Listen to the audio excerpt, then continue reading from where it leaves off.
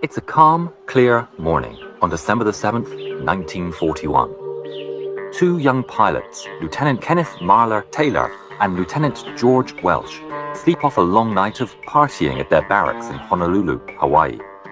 Then, suddenly, the air raid siren jolts them awake. No, 5 more minutes. The sleep-deprived men hurriedly stumble off their beds. Looking out the window, they expect it to be little more than an inconvenient drill. I'm never drinking again. But those hopes are dashed as the distant echoes of explosions, gunfire, and low-flying planes reach the two men. The realization dawns on them, and they leap into action, their adrenaline more than making up for the less than 2 hours of sleep. Taylor calls their base for instructions, but nobody answers the phone. Thinking quickly, Taylor remembers that there should be planes at Haleiwa, a temporary strip for training, and calls them directly. Miraculously, someone answers, and Taylor orders them to prepare 2 planes as fast as possible. They run to their car, still wearing their tuxedo pants from the day before, and Welsh races 10 miles to the airfield. Pillars of smoke rise above the installations as the Japanese destroy everything mercilessly. Enemy planes zip past and take potshots at the speeding car, but Welsh doesn't take his foot off the gas. The tires screech as he brings the car to a halt. They find Haleiwa surprisingly untouched. Thanking their luck, they both jump out of the car and straight into their P-40B Warhawk fighter planes. While climbing into their P-40s, the crew chiefs tell them to disperse their planes. Disperse your aircraft. Immediately. To hell with that, Welsh replied. The fighters are fully fueled but loaded only with .30 caliber ammunition. With no time to waste, they start the engines and take off, determined to defend Pearl Harbor, the danger barely registering in their minds. It doesn't take them long before they spot 12 Japanese D-3A1 Val dive bombers circling above friendly installations. They launch themselves into battle without hesitation, despite being outnumbered 6-1. They approach completely unopposed. The Japanese are distracted shooting at the ground. Both pilots seize the opportunity, and flying side by side, they come down on the bombers from behind. They unleash their guns and shower the enemy formation with bullets. 2 enemies instantly burst into flames. The Japanese scatter, and the pilots separate, chasing after different targets. The tail gunner of the dive bomber ahead fires back at Welsh, and he breaks off the chase, but not before being hit multiple times. In the other fighter, Taylor finds himself low on ammunition and breaks away from his target. He decides to land on Wheeler Field, their usual place of operations. He can see the devastation as he approaches, but thankfully there are no enemies. He brings it down to land in the middle of a grim scene. The place is wrecked, lines of planes burn in the open, hangars are collapsed, and bomb craters litter the area. Once on the ground, he finds his partner, Welsh, has already landed and is resupplying with the help of brave ground crew. His plane is clearly damaged, but still airworthy.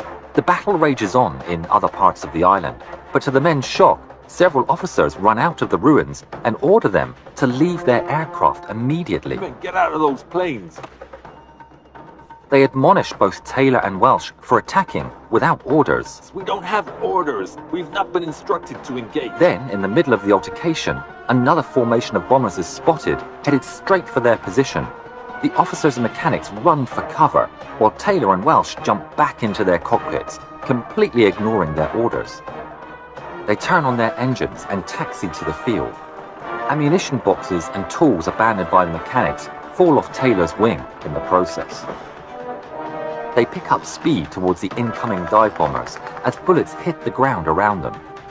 They take off just as the enemies fly past overhead. The 2 pilots turn around and give chase. The bombers disappear into a cloud, and Taylor follows them. The cloud obscures his vision for several seconds, which seem like an eternity. He emerges on the other side and sees a Japanese bomber right in front of his nose. Surprised, he fires a burst into the plane ahead before a volley from another bomber hits him from behind. His plane is rocked violently. One shot hits a cockpit, coming to within an inch of his head before exploding, sending shrapnel into his leg and arm. He later said, "It was of no consequence. It just scared the hell out of me for a minute." Ignoring his wounds, he breaks away from the chase and desperately tries to get rid of the bomber on his tail. Far above, Welch realizes Taylor is in trouble and dives down to help.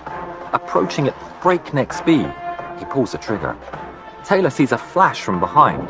He looks over his shoulder to see the enemy engulfed in flames, falling from the sky, and Welch emerging from the trail of smoke.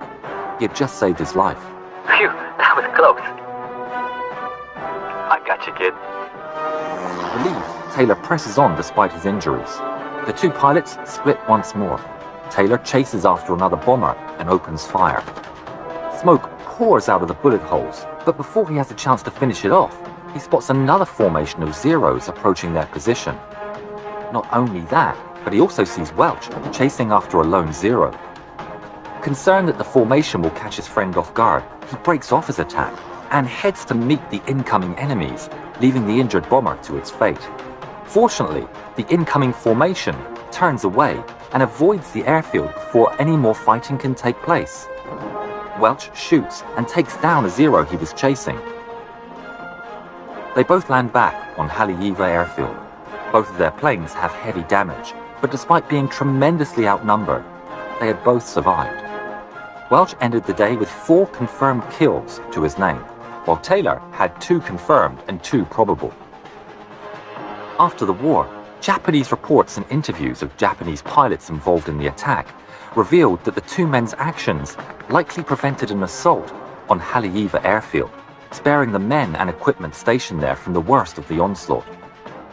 The 2 men, exhausted, drove back to their barracks in their Buick.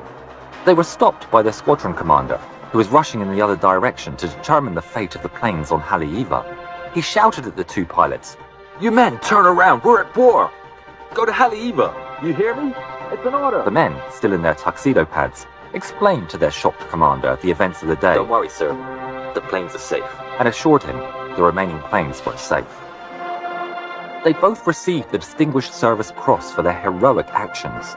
Lieutenant Welch would also be nominated for the Medal of Honor, but would ultimately be denied for taking off without orders. Lieutenant Taylor also received a Purple Heart for the injuries he sustained. Taylor survived the war and retired from the military in 1971, living a peaceful life with his family until his passing in 2006. George Welch would also survive the war and go on to instruct in the Korean War.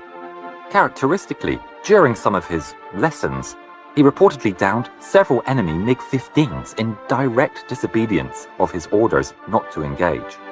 Credits for his victories were officially given to his students. To hell with that.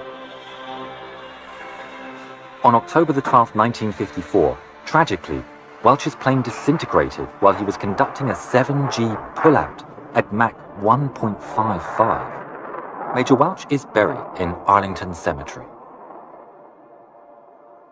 If you haven't yet, please subscribe to the channel and please watch more videos of ours. Thank you.